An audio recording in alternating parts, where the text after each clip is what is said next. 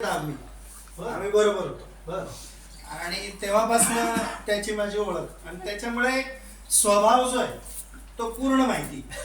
त्याच्यामुळे एखादी नवीन गोष्ट जर करायची असेल किंवा एखादी स्कीम आली किंवा काही जर असेल समजा किंवा काही एखादी गोष्ट घ्यायची पण असेल तर पहिल्यांदा त्याला सांगायचं.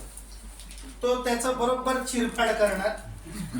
त्याची चिरफाड म्हणजे एवढी की त्याला बाल की खाल म्हणतात ना, तसं त्याचा स्वभाव तो बरोबर.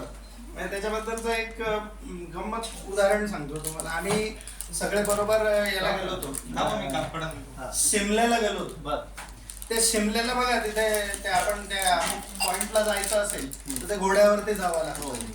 त्या घोडेवाल्यांना ठरवण्यासाठी मी असं एका ठिकाणी जाऊन बसलो आणि त्याला म्हटलं तू बघ बाबा.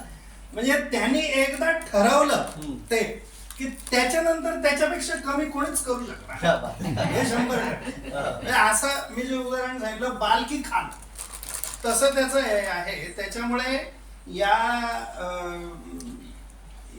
RCMच्या बद्दल जेव्हा त्यांनी मला सांगितलं तेव्हा मला 100% वाटलं की नाही याच्यामध्ये इसमें दम आहे. आणि म्हणून मी सगळ्यांनीच असं सांगितलं तसं पहिली गोष्ट तेल तर वापरलं आणि त्याचा फायदा जसा सगळ्यांना वाटला तसा मला पण त्याचा फायदा जाणवला.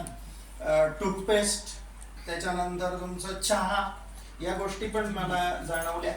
आणि गामा पण मी घेतो आहे. डायबिटीस आणि बीपीचा आहे.